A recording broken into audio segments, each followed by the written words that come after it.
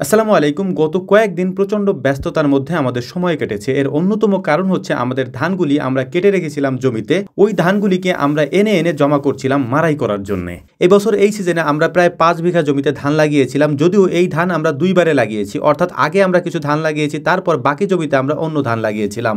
এর ফলে সব ধানগুলি একসাথে পাকেনি। যে ধানগুলি পেকেছিল ওই ধান আমরা কেটে ফেলেছি। কেটে রোদ্রে শুকানোর জন্য আমরা জমিতে রেখে দিয়েছিলাম। এখন আলহামদুলিল্লাহ ধানগুলি বেশ ভালোভাবেই শুকিয়ে গিয়েছে। তাই এই ধানগুলিকে আমরা নিয়ে যাচ্ছিলাম আমরা যেখানে মাড়াই করব সেই জায়গাতে। বেলা বাড়ার সাথে সাথে এই কাজের ব্যস্ততা আমাদের বেড়ে যায়, কারণ একেবারে ভোরে আমরা আসতে পারি না, তখন শিশির থাকে, শিশিরে ধানগুলি ভেজা থাকে, তখন নেওয়া যায় না। যখন বেলা একটু বেড়ে যায় তখন ধানগুলি শুকানো শুরু করে, তখনই আমরা এসে এই ধানগুলি নেওয়া শুরু করি। অনেক ভাইরা আমাদের কাছে চালের গুঁড়ি চেয়েছিলেন। এই চালের গুঁড়ি আসলে আমাদের তৈরি করতে একটু দেরি হচ্ছে, এই কারণে ধানগুলি এখনো পর্যন্ত মাড়াই করা হয়নি। ধান মাড়াই করা হলে এগুলি শুকিয়ে ইনশাল্লাহ আমরা চালের গুঁড়ি তৈরি করে ফেলবো, তখন আমরা আপনাদেরকে পাঠিয়ে দিতে পারবো ইনশাল্লাহ খুব সুন্দরভাবে। অনেকে বলতে পারেন যে ধান এভাবে শুকিয়ে আনার কারণ কি, অর্থাৎ জমিতে এরকম ৮-১০ দিন পর্যন্ত রেখে দেওয়ার কারণ কি? এটার অন্যতম একটা কারণ হচ্ছে আমরা পরবর্তীতে যখন খড়গুলি মাড়াই করা হয়ে যায়, মাড়াই করা খড়গুলি আমরা আর পুনরায় রোদ্রে দেই না। ওই খড়গুলিকে আমরা পালার উপরে দিয়ে দেই বা এক জায়গায় মজুত করে রাখি। কাঁচা খড়গুলিকে পুনরায় রোদ্রে শুকানোর আমাদের আর তেমন কোনো প্রয়োজন হয় না। আমরা ওটাকে ওভাবেই সংরক্ষণ করে দীর্ঘদিন পর্যন্ত রেখে দিতে পারি। ধানগুলি আনতে আনতে আমাদের প্রায় দুপুর হয়ে যায়। দুপুরের দিকে ওদেরকে বাড়িতে পাঠিয়েছিলাম কয়েকটা জাম্বুরা নিয়ে আসতে। এই জাম্বুরাগুলো বেশ কয়েকদিন ধরে আমরা দেখতেছিলাম, এগুলি গাছ থেকে পারা হয় নাই। এগুলি এখন যেহেতু সিজন না,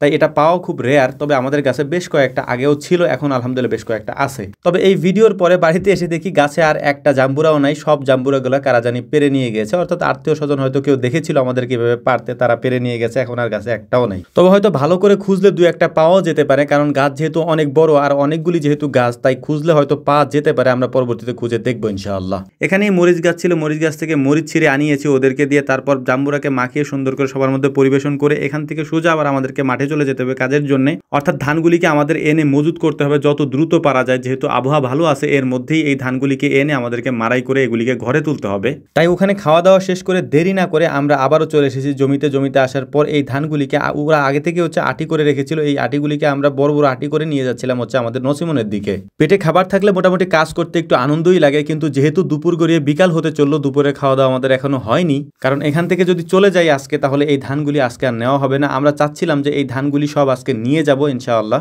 যাই হোক, একটা বিষয় আপনাদেরকে বলে দিই, সেটা হচ্ছে অনেকেই আমাদের কাছে প্রশ্ন করছেন বা জানতে চেয়েছেন বা আমাদেরকে কল দিয়েও এগুলো জানতে চান। তাদের উদ্দেশ্যে আমি আজকে স্পষ্ট করে বলে দিই, চালের গুঁড়া বিশেষ করে যারা আমাদের থেকে অর্ডার করেন তারা জানতে চান চালের গুঁড়াটা আসলে মূলত আমরা কিভাবে তৈরি করি। এই যে ধানগুলি আমরা কেটে নিয়ে যাচ্ছি, এই ধানগুলিকে সুন্দর করে আমরা মাড়াই করব। মাড়াই করে এই ধানগুলিকে রোদ্রে শুকিয়ে তারপর ওই পরিপূর্ণ শুকনো ধানগুলিকে আমরা ধান ভাঙানো মেশিনে চাল বানিয়ে নিয়ে আসবো। ওই চালটাকে কিছুক্ষণ পর্যন্ত পানিতে ভিজিয়ে রাখা হয়। এখানে আপনাদের জ্ঞাতার্থে আরও একটা বিষয় বলে রাখি, সেইটা হচ্ছে আমরা অটো রাইস মিলে এই চালগুলিকে ভাঙাই না। দেশীয় যে মেশিনগুলি রয়েছে আদিম যুগ থেকে, সেগুলিতেই মূলত এগুলি ভাঙানো হয়। এরপর বাড়িতে এনে ওই চালটাকে ঝাড়তে হয়। ঝাড়ার পরে ওইটাকে সুন্দর করে পানিতে কিছুক্ষণ ভিজিয়ে রাখা হয়। ভিজিয়ে রাখার পরে মূলত এটাকে ভাঙিয়ে একেবারে মিহি গুঁড়ো করে তারপরে আমরা নিয়ে আসি। নিয়ে আসার পরে সুন্দর করে রোদ্রে আবার এটাকে শুকানো হয়। রোদ্রে শুকানোর কারণ হচ্ছে যাতে এটা দীর্ঘদিন পর্যন্ত সংরক্ষণ করে রাখা যায় এবং এই চালের গুঁড়োটা দিয়ে আলহামদুলিল্লাহ সব ধরনের চালের পিঠা তৈরি করা যায়। আপনাদের কাছে অনুরোধ থাকবে, যারা আমাদের কাছে চালের গুঁড়ি অর্ডার করেছেন বা করবেন, আপনারা দেখতেই পাচ্ছেন আমাদের কাজের ব্যস্ততা কতটা। এ কারণেই আপনাদের কাছে অনুরোধ করছি যে আমাদেরকে একটু সময় দিন, ইনশাআল্লাহ ভালোটা আমরা আপনাদের কাছে পৌঁছে দেবো ইনশাআল্লাহ।